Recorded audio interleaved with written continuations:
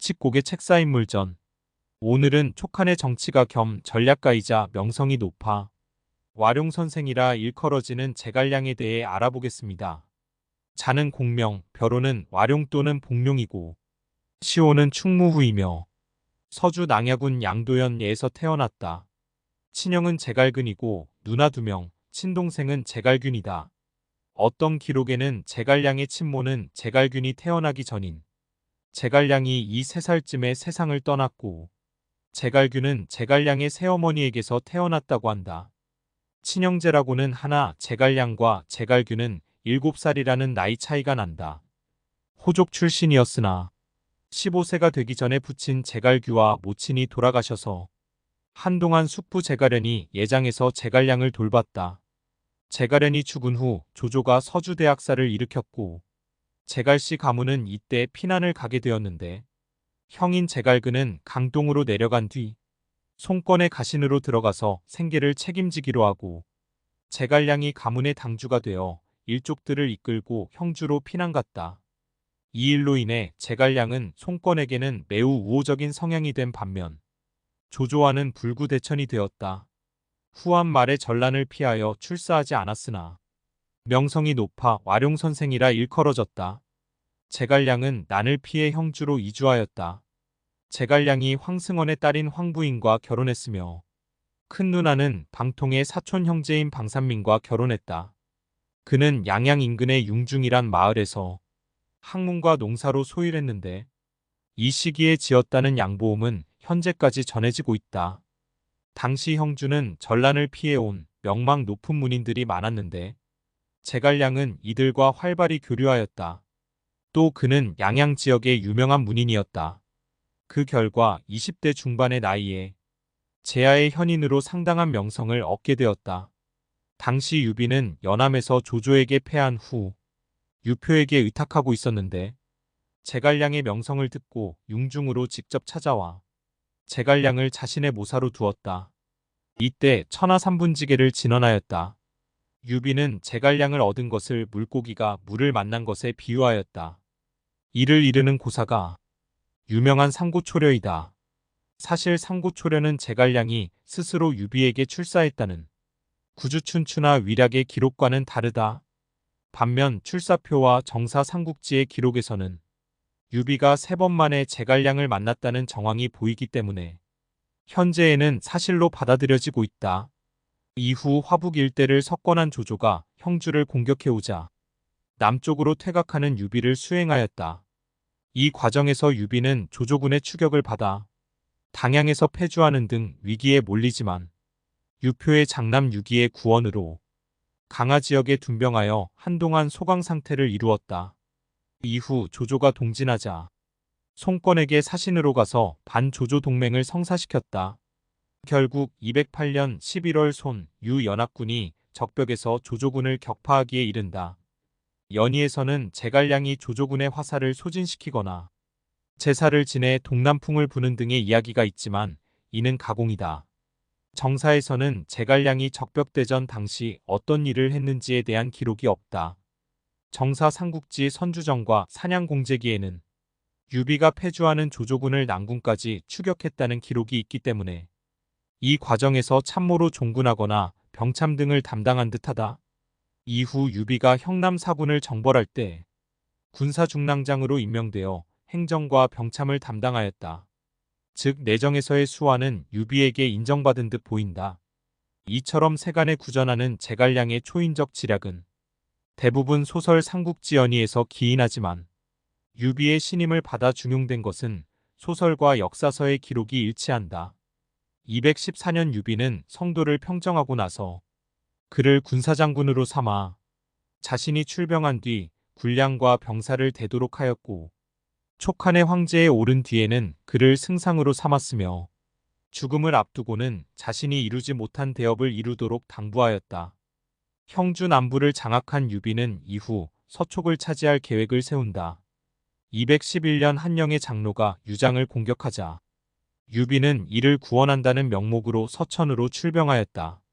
결국 212년 유비와 유장과 전쟁이 발발하자 형주 병력을 이끌고 서촉으로 진격한다. 연희에서는 방통이 죽자 군대를 이끌고 참전한 것으로 되어 있으나 실제로는 유비와 방통이 부수관을 공격하자 바로 서촉으로 진군하였다. 214년 유장이 항복한 후 군사장군에 임명이 되는데 이후 유비가 황제를 칭할 때까지 이 직위에 머물러 있었다.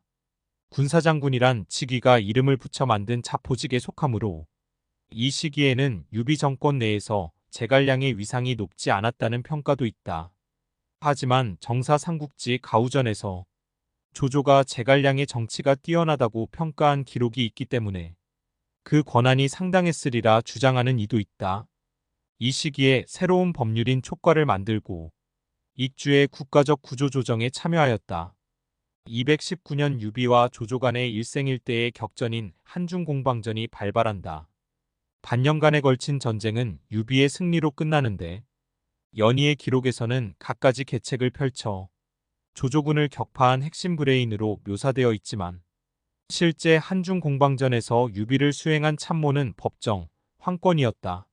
이 시기 제갈량은 성도에 있었으며 병창과 보급을 담당했다. 이후 유비가 한중왕이 된 후에도 계속 군사장군직에 있었고 221년 유비가 황제에 오르자 조정의 수장인 승상에 취임하였다.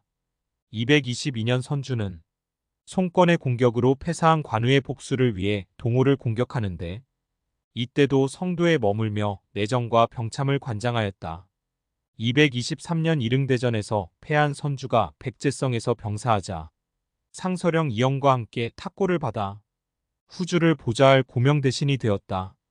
유비는 제갈량에게 자신의 아들 유선을 보좌하되 아들이 무능하면 몰아내고 황제의 자리를 취하여도 좋다고 유언하였으나 제갈량은 끝까지 후주 유선을 보필하였다. 제갈량은 승상, 녹상서사, 익주목 및 사례교위를 겸하며 대권을 장악하였다. 이후 12년 동안 촉한의 재상으로서 실권을 행사하였다. 223년 당시 익주 남쪽의 호족이었던 옹계, 고정, 주포 등이 송권의 은밀한 지원을 받아 반기를 들어 고정이 초왕을 살해하고 옹계 역시 태수 정왕을 죽이고 후임 태수 장애를 잡아 오로 보냈으며 주포는 파견 나온 종사 상기를 살해하여 난을 일으켰다. 제갈량은 일단 내부 사정을 안정시킨 이후 직접 남정에 나섰다. 초계 남중은 유언과 유장부자가 익주를 장악하던 기간부터 이민족과 토착호족들이 결탁하여 세력을 형성하고 있었으며 한중공방전 기간에도 반란이 일어나 이엄을 출전시켜 진압한 전례가 있었다. 제갈량의 남정은 225년 봄부터 같은 해 겨울까지 계속되었으며 7종 7금의 고사를 남기며 성공적으로 반란이 진압되었다. 7종 7금의 고사는 화양국지와 한진춘추 자치통감에 기록되어 있으나 현대의 사람들은 이 사건의 신빙성을 의심한다. 삼국지연의에서는 맹획이 반란의 주모자로 등장하지만 맹획은 촉한과 친화적인 인물이었다. 또한 추경부인, 올돌골 및 목록대왕 등도 연의에서 만들어낸 가공의 인물이다. 남정의 성과 중 하나는 구리광산의 개발이었다. 227년부터 지속적인 북벌을 일으켜 8년 동안 5번에 걸쳐 위나라의 양주 지역을 공략하였다. 그러나 상승하는 위나라에 비하여 국력의 열세가 뚜렷한 가운데 234년 5차 북벌 중 오장원 진중에서 위나라의 사마이와 대치하다가 54세의 나이로 병사하였다. 제갈량이 죽자 촉구는 양희의 지휘 아래 한중으로 퇴각하였고 이 사실을 안 사마이는 추격하여 촉군을 격퇴하려 했으나 촉군이 바로 공격할 것처럼 태세를 전환하니 곧바로 군사를 물러 퇴각하고 다시 촉군을 핍박할 생각을 하지 못했다. 촉군이 완전히 퇴각한 후에야 사마이는 자신이 속았다는 것을 알고 추격하려 했으나 실패하였다. 이 과정에서 양희와 사이가 나빴던 위원이 반란을 일으키지만 왕평과 마대의 활약으로 진압되었다. 제갈량의 영구는 성도로 웅구되어 유언대로 한중의 정군산에 매장되었다. 자손들에게 남긴 재산으로는 뽕나무 800그루와 척박한 농토 15경이 있었다고 한다. 소설 삼국지연의에서는 이때 제갈량은 자신이 죽을 때를 알고 북두를 향해 기도한 뒤 7일간 등불이 꺼지지 않으면 수명이 12년 연장된다는 의식을 행했지만 6일째 되는 날 위군의 기습을 알리려고 온 위원이 등을 밟아 불이 꺼지는 것으로 묘사한다. 위나라와 싸우기 위하여 출진할 때 올린 전출사표와 후출사표는 이를 읽고 눈물을 흘리지 않는 자는 충신이 아니라고 할 정도로 충정으로 가득한 청고의 명문으로 꼽힌다. 중국 역사상 지략과 충의의 전략가로 많은 이들의 추앙을 받았다. 동진 시기 제갈량을 무흥왕으로 추존하였다. 후인들이 중국 곳곳에 무우사를 지어 그의 충절을 기리고 있다. 의상 칙곡의 책사인물전. 오늘은 촉한의 정치가 겸 전략가이자 명성이 높아 와룡선생이라 일컬어지는 제갈량에 대해 알아보았습니다.